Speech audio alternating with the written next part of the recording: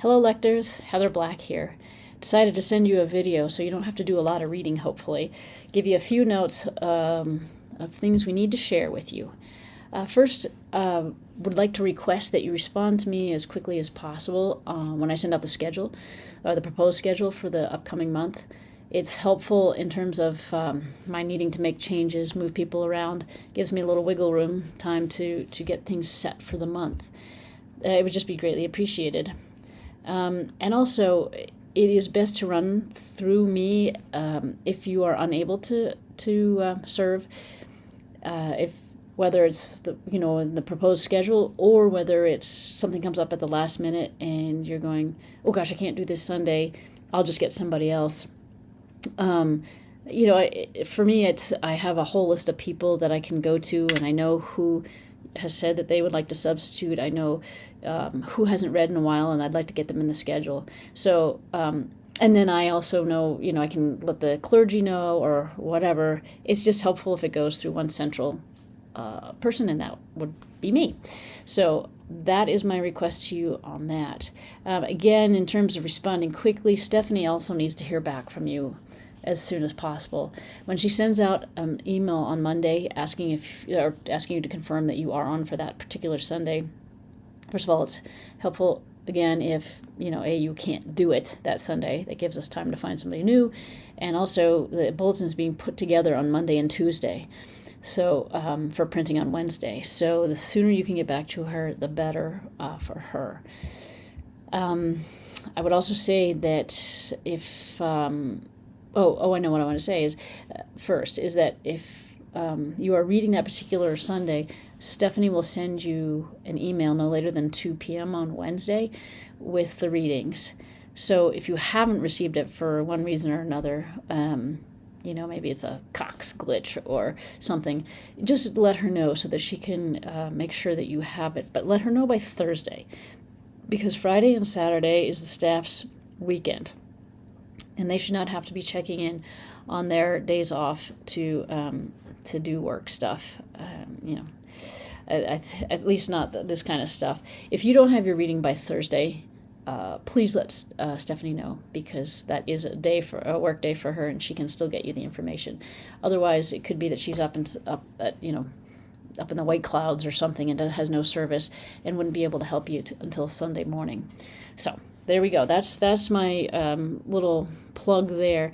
I also wanted to let you know we're going to try and do some stuff to make things even clearer than we've already tried to get them.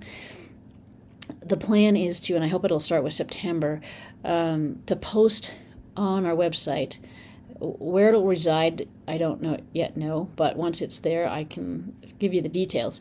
But on the website, there'll be a place where you can go and look and see the month, like how the month is scheduled, who's going to be reading which Sundays. So it'll all be laid out clearly, and hopefully there will be no questions on who's serving when. And let's see, I had something else on that. Okay, the other thing is clergy has requested that you let them know when you arrive at church. So if you're scheduled to read on a Sunday, please, on your way in, let them know that you're there. Or if they are busy talking to other people, let the acolytes know. Say, please tell Jonah, please tell Kathleen, I'm reading today and I'm here. And then finally, we're also talking about posting a piece of paper on the sacristy door that will say who the volunteers are for that particular Sunday. So if you're not able to speak to either one of those groups, the clergy or the acolytes, then grab a pencil or something and put a check mark by your name so that they know you are there. It's helpful to the clergy to know that all volunteers are there and in their place and ready to put together a smooth service. And then finally, I know I wrote about this, but again, with a lot of text, do we always read all this stuff? I'm probably guilty of not reading everything myself.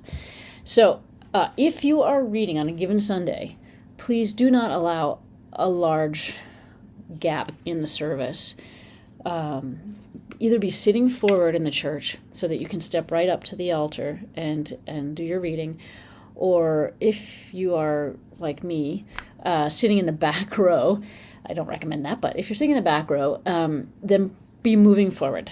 If I'm doing the lessons, then I will, during the collect, be moving forward. I sometimes go on the outside so it doesn't feel like I'm disturbing people on the sides during the collect. But they're still standing, I think, aren't they?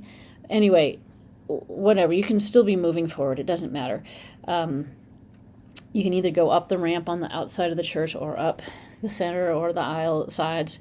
But be moving forward, because if there's a pause, then someone who else is a trained lector is potentially going to be going, oh gosh, I need to fill in this gap. There's too long a gap.